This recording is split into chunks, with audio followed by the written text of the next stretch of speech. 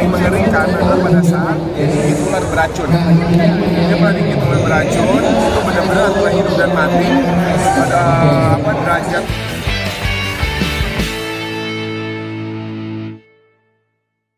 apa yang kita lakukan untuk diri kita itu bisa kita lakukan untuk anjing juga, dari aktivitas, dari jalan-jalan, apalagi ketemu alam. Sekarang aku suka traveling, jadi aku pasti mereka tuh dapat porsi untuk bisa refreshing.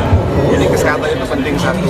Kedua juga kebersihan itu salah satu hal yang penting kita harus jaga, itu maintenance, misalnya grooming, rajin sisir, apalagi buat tipe-tipe kayak anjing-anjing kayak Snow White, itu Golden Retriever, ataupun mungkin Husky atau Alaskan Malamute, kita harus rajin sisirin karena di saat bulu yang mati nggak lepas itu akan menjadi penyakit untuk kulitnya. Dan tentunya makanan ini penting, jadi diet yang tepat untuk tipe anjing yang tertentu itu butuh banget. Jadi anjing juga beda-beda, misalnya kita ngomongin soal sport dog, anjing-anjing yang suka aktif, tentu kita akan mencari makanan yang lebih untuk lebih tinggi kandungan proteinnya. Atau misalnya khusus yang buat anjing-anjing bulu panjang, kita akan cari makanan yang nutrisinya dan vitamin mencukupi untuk bulu yang panjang. Itu sih kurang lebih. Mas sudah berapa banyak? Anjing sekarang sih 11. Malah banyak kan kucing. Kucing malah yang sekarang take over, ada 20-an kucingnya. Sama istri juga penyuka sama nih Mas? Kenapa? Sama istri. Alhamdulillah ketemu istri yang memang pecinta hewan juga ya, walaupun lebih ke mungkin mamanya seperti anjing dan kucing. Di saat aku membawa ular pulang, terus kadal-kadalan, di situ istri kayak ngapain sih? Tapi dia lumayan penasaran dan akhirnya menyukai juga, tapi nggak seperti halnya sayang sama anjing dan kucing. Pertamanya gimana Mas bisa sampai ikut suka juga? Awalnya suka juga siapa? Apa nggak sih sama Siapa nih? istri? Jadi kalau untuk hewan, memang kebetulan dia dari kecil juga ibunya, mamanya udah pelihara banyak anjing, udah pelihara banyak kucing, dia udah terbiasa. Tapi kalau untuk hewan-hewan lain, harus nanti mengenali. Itu karena misalnya aku bawa kadal pulang, gitu kan, ini apa sih lucunya? Gitu. Tapi setelah dia tahu mengenai karakternya, terus disayangin lucu, akhirnya jadi suka juga. Kan di dalam rumah ini banyak piaraan, itu gimana maintenance-nya supaya nggak berantem? Oke, jadi pertama yang aku usahakan adalah tiap hewan itu saling kenal. Ini akan mengurangi konflik di kemudian hari. Jadi kucing-kucing kenal sama anjing. Mungkin kalau kakak tahu juga aku punya sapi, sapinya juga kenal sama anjing. Akhirnya anjingnya juga menganggap melihat sapi itu kayak anjing juga. Mereka temenan bareng.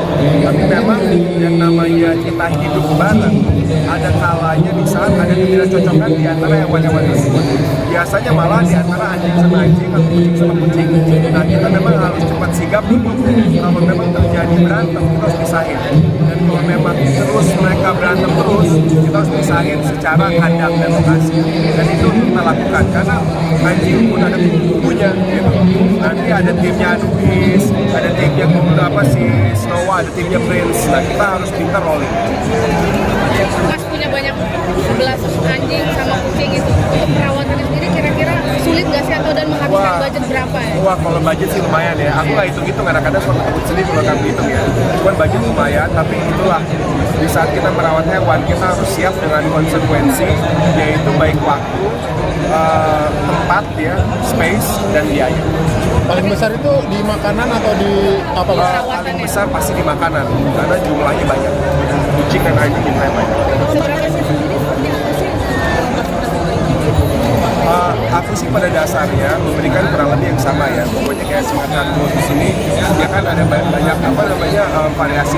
Ada buat anjing 7 tahun ke atas, ada buat anjing papi, ada buat anjing yang gede. Nah, kebetulan anjing aku umurnya kurang lebih sama, jadi aku pakai makanan yang lamb and rice. Nah, karena kenapa memilih lamb? Karena yang buat yang ayam, memang anjing aku itu tipe yang alergi sama ayam. Nah, jadi kalau mereka makan ayam, mereka gatal-gatal, mereka garuk-garuk, kulit itu beruntusan.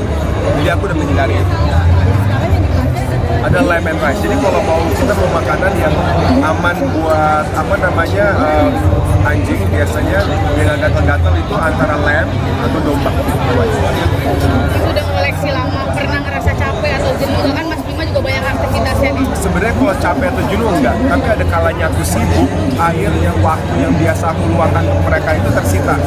Dan aku feel guilty, dan akhirnya ya aku harus, ini udah saatnya aku lagi nih, aku ajak mereka jalan. Karena mereka pun kan nggak mungkin aku ajak jalan 11 anjing. Jadi mereka dapat giliran masing-masing. masih misalnya ke air terjun sama 2 anjing ini, nanti besoknya naik gunung sama 2 anjing itu langsung mungkin yang kalau paling spesial ada banyak ya Snow ya, tapi kalau yang paling mengerikan adalah pada saat digigit ular beracun. Dia pernah digigit ular beracun, itu benar-benar antara hidup dan mati. Pada derajat temperatur badan udah tinggi banget, udah hampir lewat. Alhamdulillah kita selamatkan, tapi alhasil kupingnya itu busuk. Dari kuping sampai ke leher busuk, sampai akhirnya harus ngambil dagingnya banyak dan itu busuk semua. Jadi itu penyembuhannya itu butuh waktu mungkin 2,5 bulan sampai akhirnya dia bisa sembuh. Itu kejadiannya mungkin sekitar setahun lalu. Nah, jadi kan kita memang punya tempat di mana dia dilepas ya, tempat besar gitu ya. Nah, emang harus sih aman, tapi namanya ular kan bisa dari mana-mana. Nah, tiba-tiba lagi apa saja digigit. Tapi untungnya selamat. Cuma mungkin profesi Mas Budi kan selain pencinta sama hewan ini, kemarin juga sempat viral kan sama kertas-kertas, profesi itu masih dijalankan apa nggak sih? Masih jalan terus, dua-duanya masih aktif. Kita membagi waktu di antara konten kertas sama konten anak. Terus siapa yang membuat Mas Bima sendiri membuat konten kertas-kertas itu? Dulu awalnya itu dikarenakan kecelakaan ya. Jadi aku pernah mengalami kecelakaan, mengakibatkan diri aku lumpuh. Salah satu penyembuhannya adalah dengan yang namanya chiropractic. Aku namanya kertas-kertas gitu karena itu istilah aku. Nah, penyembuhannya lewat itu dan akhirnya aku belajar. Bisa dijelasin nggak apa benar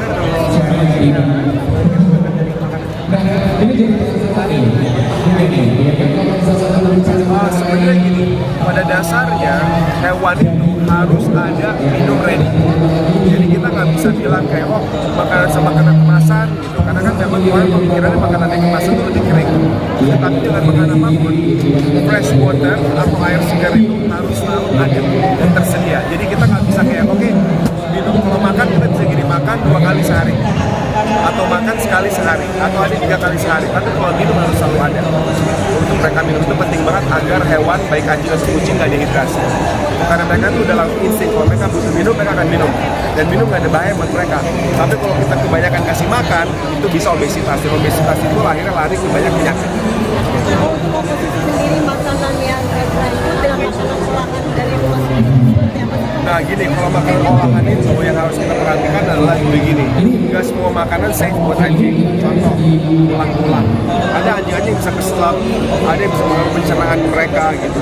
Nah, udah kayak gitu, belum kandungan-kandungan yang bahaya buat mereka. Salah satu hal yang paling simpel adalah garam. Sebenarnya mereka ini nggak boleh makan garam, karena garam itu membuat tubuh mereka rontok. Jadi kayak, kalau dengan apa yang boleh dipopulasikan tubuh mereka, itu udah aman. baik kemasan gitu. Intinya begini, pada saat kita mau kasih mereka cemilan, intinya bijak aja. Dan kita harus tahu, jangan kan ada hal-hal yang berbahaya buat mereka. Contoh, biji anggur sama biji apel itu toksik banget buat mereka. Udah kayak gitu ada juga misalnya coklat, sangat berbahaya buat mereka. Nah jadi kalau kita mau kasih makan, misalnya sekali 2 kali, ini aku yang nggak jangan ditiru. Kadang aku ada pizza di rumah, kasihan dia lupa mau kasih makan, tapi ini persentase kecil dibanding makanan keseharian.